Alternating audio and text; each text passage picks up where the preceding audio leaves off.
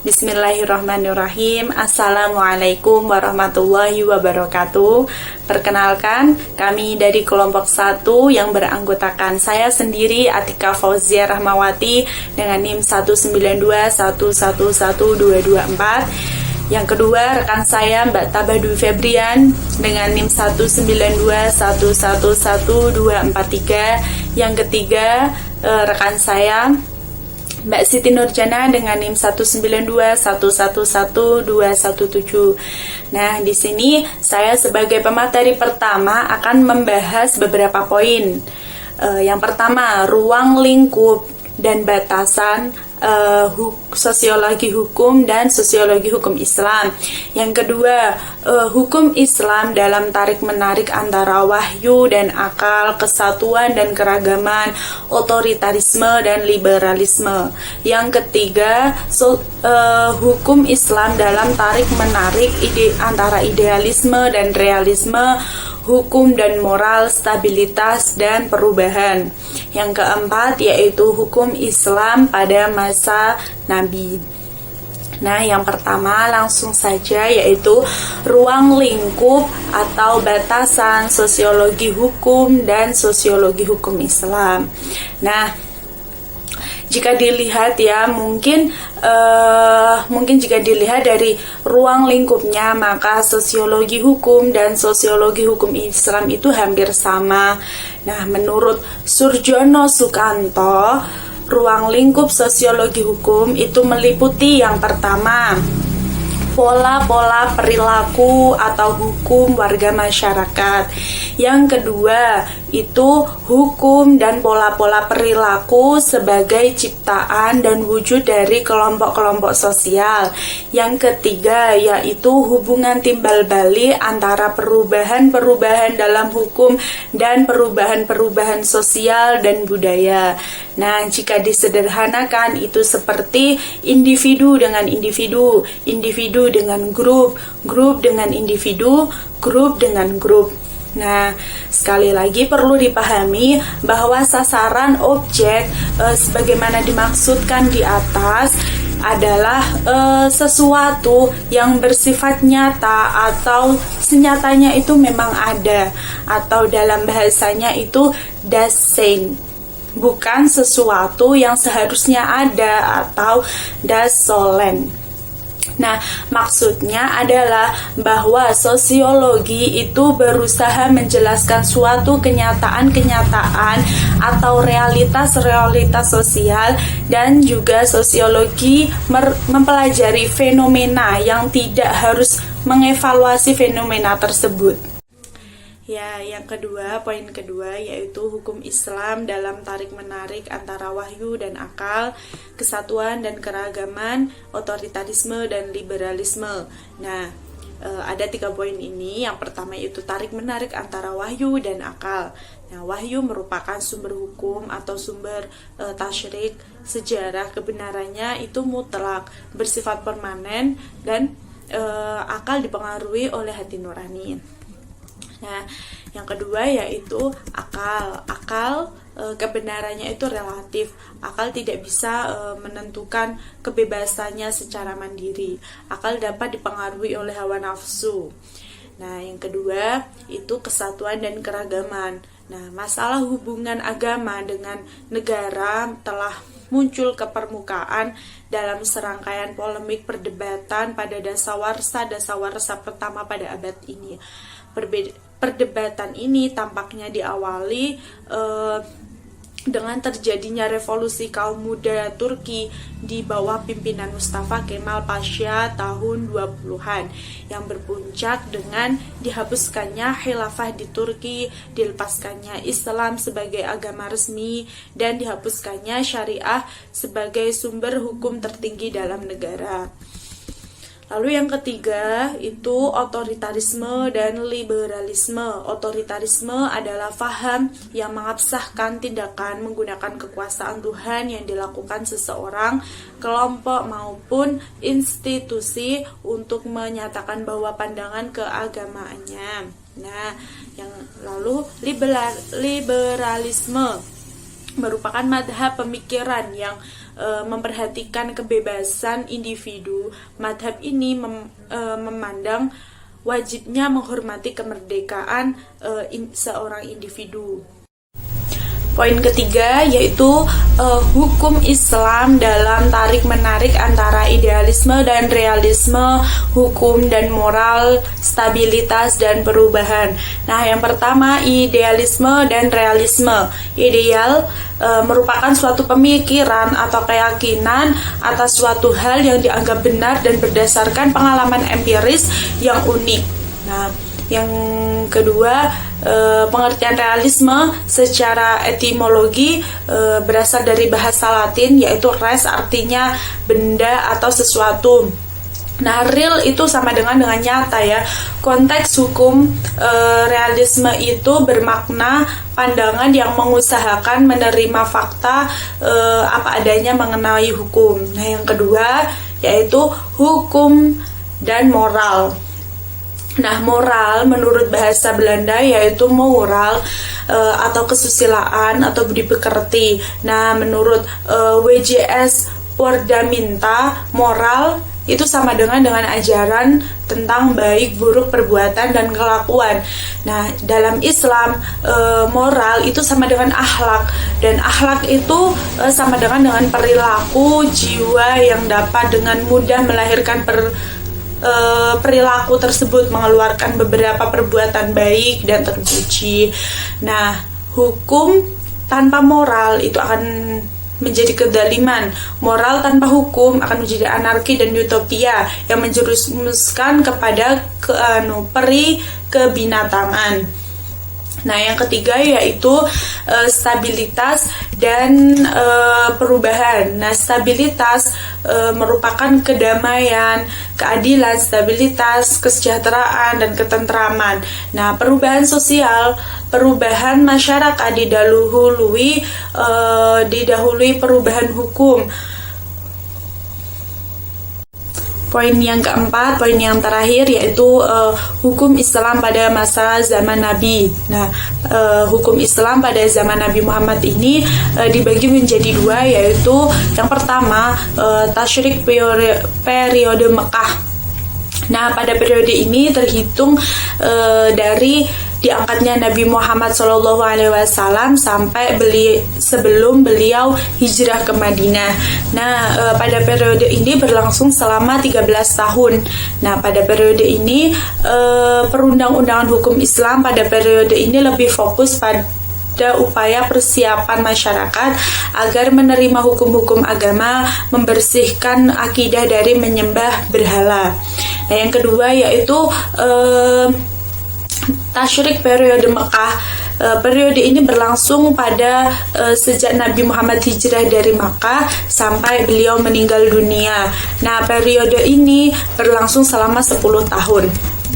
Nah, legislasi hukum Islam pada periode ini berfokus pada aspek-aspek hukum praktik, dan dakwah Islam pada fase ini membahas tentang iman dan moralitas. Nah, sumber tasyrik pada masa Nabi terhimpun menjadi satu sumber, yaitu wahyu. Nah, metode persyariatan Rasulullah antara lain memberikan ketentuan hukum terhadap permasalahan atau kejadian yang muncul dan ditanyakan oleh para sahabat.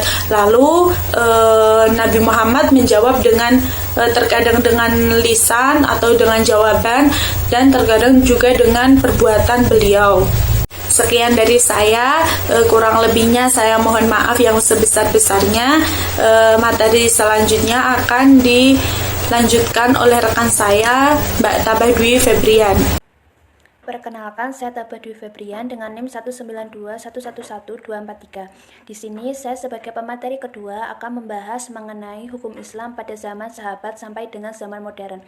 Pada zaman sahabat perlu kita ketahui bahwa hukum Islam bersandar pada sunnah Rasul dan Quran. Tetapi setelah Rasulullah wafat, beliau memberikan peninggalan yang cukup besar manfaatnya, yaitu berupa cara-cara atau kaidah-kaidah untuk menetapkan hukum terhadap persoalan yang sudah terjadi. Kemudian perkembangan hukum Islam sendiri sudah membentang sampai keluar Jazirah Arab. Nah, hal tersebut mendorong para sahabat untuk mencari hukumnya masalah-masalah yang muncul itu ke dalam Quran dan Sunnah Rasul. Kemudian pada zaman tabi'in dan tabi'in. Pada zaman ini hukum Islam cukup berkembang, dapat dilihat dari pengambilan hukum sendiri yang berpegang atau bersandar pada Quran, Sunnah Rasul, Ijma, dan Rayu. Namun ada beberapa faktor yang menyebabkan perbedaan pandangan fikih. Karena perbedaan itulah timbul beberapa kekacauan atau kekacauan dalam kesatuan muslim, sehingga terpecah belah menjadi 3 golongan, yaitu golongan Khawarij, golongan Syiah, dan golongan mayoritas moderat. Pada zaman ini juga banyak sekali muncul penyusup yang menyusukan pikiran-pikiran mereka, kemudian membuat riwayat hadis palsu. Kemudian memasuki hukum Islam pada zaman Imam Mazhab. Pada zaman Imam Mazhab, kemajuan hukum Islam cukup berkembang pesat. Hal ini dapat dilihat dari adanya hasanah yang sangat luas yang dapat diwariskan kepada generasi-generasi sesudahnya. Pada zaman ini pula, para fuqaha mencurahkan segala usahanya kepada pencarian dan pengambilan hukum-hukum dan mengarang kodifikasi ilmu-ilmu fikih, sehingga terbentuklah mazhab-mazhab fikih. Nah, pada zaman ini terdapat 4 mazhab, yaitu mazhab Hanafi, mazhab Maliki, mazhab Syafi'i, dan mazhab Hambali. Nah, setiap mazhab memiliki cara atau metode masing-masing dalam berijtihad dan beristinbat. Kemudian hukum Islam pada zaman taklid. Nah, pada zaman ini dunia Islam terpecah belah menjadi berbagai wilayah. Di masing wilayah itu berdirilah seorang penguasa sendiri yang disebut Amirul Mukmin. Nah, masing-masing wilayah itu merupakan kerajaan-kerajaan yang satu dan lainnya saling berdiri sendiri, sehingga tidak jarang terjadinya persaingan, permusuhan, pertikaian antar kerajaan lainnya. Nah, hal-hal tersebut mengakibatkan ketidakstabilan situasi dan kemunduran serta kelemahan potensi umat Islam di berbagai bidang, termasuk bidang hukum Islam itu sendiri. Kemudian memasuki pada zaman modern. Pada zaman modern perlu kita ketahui bahwa tahap-tahap perkembangan di masa sebelumnya mengalami pertumbuhan, pembangkitan, kemunduran, hingga pada zaman ini terjadilah pembaharuan. Nah, faktor-faktor yang menjadi penyebab terjadinya pembaharuan yaitu adanya kesadaran untuk meningkatkan kembali semangat ijtihad fisabilillah, sehingga tindakan kesadaran itu juga menyebabkan diri kita tertinggal, sehingga adanya kesadaran umat Islam dari ketinggalannya zaman, sehingga terjadinya pembaharuan tersebut. Kemudian dari faktor-faktor di atas maka timbullah suatu aliran di kalangan umat Islam, yaitu aliran pembaharuan atau modernisasi yang ingin merubah cara pikir atau memahami dan menghidangkan ajaran-ajaran Islam secara modern agar dapat diterima oleh masyarakat maupun dunia modern demi kemajuan Islam, sehingga pada zaman modern ini pembaharuan hukum Islam mulai berkembang hingga zaman sekarang. Cukup sekian dari saya, semoga bermanfaat. Wassalamualaikum warahmatullahi wabarakatuh. Saya Siti Nurjana, NIM 192111217 sebagai pemateri ketiga. Di sini saya akan menjelaskan mengenai interaksi antara hukum dan gejala sosial dalam masyarakat. Jadi interaksi itu adalah hubungan timbal balik antara individu satu dengan individu lainnya dalam rangka memenuhi kebutuhan hidupnya. Sedangkan interaksi sosial merupakan hubungan sosial yang dinamis, menyangkut hubungan antara individu, antara kelompok, maupun antara individu dengan kelompok. Sedangkan hukum adalah aturan yang terbentuk melalui kebiasaan dan perasaan kerakyatan, yaitu melalui pengoperasian kekuasaan secara diam-diam. Sedangkan gejala sosial merupakan masalah sosial yang mempengaruhi dan disebabkan oleh tingkah laku manusia itu sendiri. Hubungan gejala sosial dan hukum merupakan salah satu kajian penting dari disiplin sosiologi hukum. Selanjutnya mengenai hukum Islam dan perubahan sosial. Hukum Islam dengan perubahan sosial itu sangat berhubungan dan bersifat timbal balik. Artinya, hukum Islam itu dapat mempengaruhi perubahan sosial dan sebaliknya, perubahan sosial pun berimplikasi terhadap perubahan hukum Islam. Adanya perubahan hukum karena perubahan sosial menunjukkan bahwa sesungguhnya hukum Islam itu dinamis dan mampu beradaptasi hingga hukum Islam up to date sesuai dengan perkembangan zaman dan perubahan sosial. Untuk melakukan upaya pembaruan pemikiran hukum Islam diperlukan beberapa syarat. Yang pertama, adanya tingkat pendidikan yang tinggi. Yang kedua, hukum Islam harus dilihat sebagai variasi suatu keragaman yang bersifat partikular. Yang ketiga, memahami faktor sosiokultural dan juga setting politik. Yang keempat, mengorientasikan penggalian hukum dari aspek kaulan atau materi hukum kepada aspek manhajan atau kerangka metodologis. Materi selanjutnya mengenai hukum sebagai sarana untuk merubah masyarakat. Law as a tool of social engineering merupakan teori yang dikemukakan oleh Roscoe Pound yang berarti hukum sebagai alat pembaharuan dalam masyarakat. Dalam istilah ini, hukum diharapkan dapat berperan merubah nilai-nilai sosial dalam masyarakat. Teori ini tentang perubahan sosial dalam hubungannya dengan sektor hukum merupakan salah satu teori besar dalam ilmu hukum. Hubungan antara perubahan sosial dengan sektor hukum tersebut merupakan hubungan interaksi, dalam arti terdapat pengaruh perubahan sosial terhadap perubahan sektor hukum. Sementara di pihak lain, perubahan hukum juga berpengaruh terhadap suatu perubahan sosial. Materi selanjutnya mengenai faktor-faktor yang mempengaruhi keefektifan hukum dalam masyarakat. Berdasarkan teori efektivitas hukum menurut Surjono Sukanto yang menyatakan bahwa efektif atau tidaknya suatu hukum itu ditentukan oleh 5 faktor. Faktor yang pertama yaitu faktor hukumnya sendiri yang sesuai dengan undang-undang. Faktor yang kedua itu faktor penegak hukum, yaitu pihak-pihak yang membentuk maupun menerapkan hukum. Faktor yang ketiga yaitu faktor sarana atau fasilitas yang mendukung penegakan hukum. Faktor yang keempat merupakan faktor masyarakat, yakni lingkungan di mana hukum tersebut berlaku. Dan faktor yang kelima yaitu faktor kebudayaan, yakni sebagai hasil karya, cipta dan rasa yang didasarkan pada karsa manusia di dalam pergaulan hidup. Materi yang terakhir mengenai pengaruh dan akibat perubahan masyarakat pada individu dan kelompok. Suatu perubahan sosial yang terjadi dalam kehidupan masyarakat dapat dipengaruhi oleh beberapa faktor yang bertindak sebagai pendukung serta penghambat bagi jalannya proses perubahan sosial. Faktor-faktor tersebut dapat berasal dari dalam masyarakat itu sendiri atau faktor internal seperti adanya perubahan penduduk, terciptanya penemuan-penemuan baru dan konflik dalam masyarakat karena adanya perbedaan-perbedaan dalam masyarakat. Contohnya yaitu adanya perbedaan ciri-ciri fisik, kepentingan pendapat, status sosial, dan lain-lain. Selain itu ada faktor eksternal yaitu faktor dari luar, seperti faktor alam yang ada di sekitar masyarakat berubah, terjadinya peperangan serta adanya pengaruh perubahan dari masyarakat lain.